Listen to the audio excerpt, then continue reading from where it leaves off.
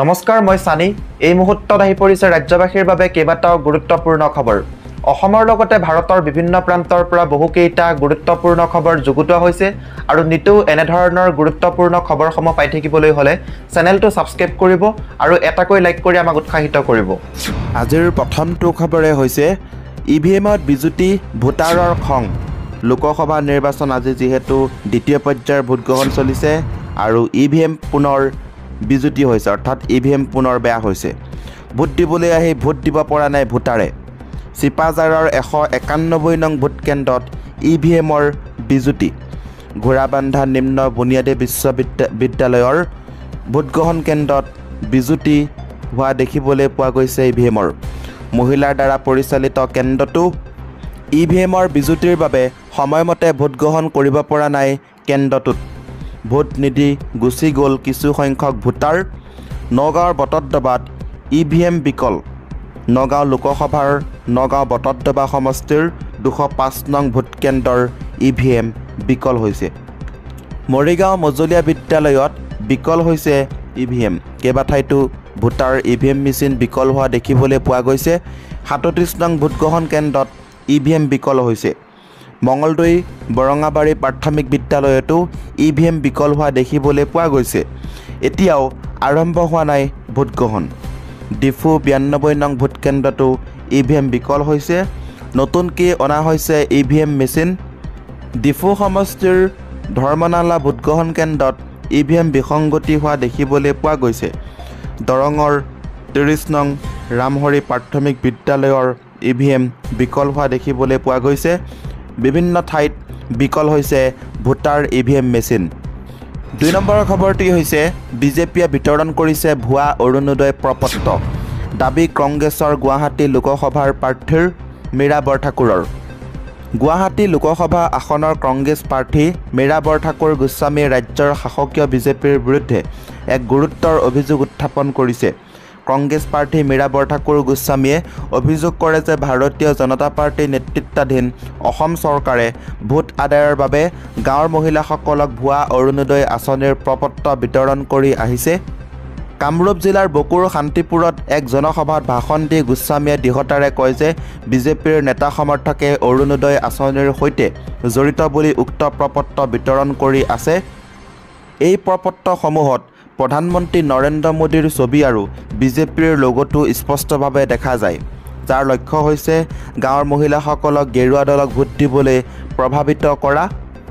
ভাষণত গোস্বামীয়ে গাঁৱৰ বিদ্যালয় বন্ধ কৰা, গ্ৰামাঞ্চলত সুৰাৰ দোকান খোলাৰ অনুমতি দিয়া, স্বাস্থ্যসেৱা, শিক্ষা, গাৰো ভাষা শিক্ষকৰ নাটনি আৰু পথৰ আন্তঃগাঁথনিৰ দৰে সমস্যা সমাধানত ব্যৰ্থ হোৱাৰ অভিযোগ উত্থাপন কৰি বৰ্তমানৰ বিজেপি চৰকাৰক প্ৰত্যাখ্যান কৰিবলৈ জনসাধাৰণক আহ্বান জনায়। গুৱাহাটী লোকসভা সমষ্টিৰ বৰ্তমানৰ বিজেপি সাংসদ কুইন ওজাই নিৰ্বাচনৰ পাছত দিল্লীত এক আড়ম্বৰপূৰ্ণ জৈৱনশৈলী কটোৱাক লৈ সমালোচনা কৰি গেৰুৱা দলৰ প্ৰাৰ্থী বিজুলী কলিতা মেধিয়ে জনস্বাৰ্থক অৱহেলা কৰাৰ অভিযোগ উত্থাপন কৰে। ইয়াৰ উপৰিও শান্তিপুৰ খেলপথাৰত বিভিন্ন গাৰো সংগঠনৰ উদ্যোগত আয়োজিত পৰম্পৰাগত সাংস্কৃতিক কৰ্মশালাত গোস্বামীয়ে অংশগ্ৰহণ কৰে। নিৰ্বাচিত হ'লে জনসাধাৰণৰ স্বাৰ্থ ৰক্ষাৰ পোষকতা কৰাৰ প্ৰতিশ্ৰুতি পুনৰবাৰ উল্লেখ কৰি মোদীৰ মন কী বাতৰ প্ৰতি চৰকাৰৰ আনুগত্যৰ বিপৰীতে জনসাধাৰণৰ কণ্ঠ তুলি ধৰাৰ ওপৰত গুৰুত্ব আৰোপ কৰে। ভূমিৰ অধিকাৰ, বিশুদ্ধ পানীৰ সুবিধা, স্বাস্থ্যসেৱা, শিক্ষা আদি বিষয়সমূহৰ সমাধানত চৰকাৰ ব্যৰ্থ হোৱাত হতাশা প্ৰকাশ কৰি গোস্বামীয়ে বিজেপিয়ে দৈনিক মূল্যবৃদ্ধি আৰু অত্যাধিক ধন ঋণ লৈ অৰ্থনৈতিক দুৰ্দশা বৃদ্ধি কৰাৰ অভিযোগ উত্থাপন কৰে। আৰু চেম্পুল পৰ্যন্ত আপোনালোকক এই মুহূৰ্তত দেখাইছোঁ। এখন হৈছে এখন ফৰ্ম, নিযুত মইনা আঁচনি ফৰ্ম আপোনালোকে দেখিবলৈ পাৰিছে। এইপিনে আছে আমাৰ অসমৰ মুখ্যমন্ত্ৰী হিমন্ত বিশ্ব শৰ্মাৰ ফটো আৰু এইপিনে ভাৰতৰ প্ৰধানমন্ত্ৰী নৰেন্দ্ৰ মোদীৰ ফটো, লগতে ইয়াতে আছে পদুম ফুলৰ ছবিটো। ভাৰতীয় জনতা পাৰ্টি অসম প্ৰদেশ ইয়াত লিখা হৈছে ফৰ্মখনৰ ওপৰত। আৰ্থসামাজিক জৰীপ 3, প্ৰপত্ৰ 3। এই যে লিখিছে ইয়াত যে ফটো লগাইছে, বিজেপিৰ ইয়াত দৃশ্য লগাইছে, চিম্বলটো লগাইছে, ইয়াৰ উদ্দেশ্যটো কি বুজাইছে যদি আপোনালোকে তলৰ কমেণ্ট বক্সত জনাব পাৰে। আৰু ইয়াতে আপোনালোকৰ পৰিয়ালৰ মুৰব্বী নাম, দশম অৱতীৰ্ণ ছাত্ৰীৰ নামেৰে সকলোখিনি তলত লিখা হৈছে। তলত আকৌ দি দিছে BJP for Assam, Facebook, Instagram আৰু টুইটাৰ এটা দি দিছে।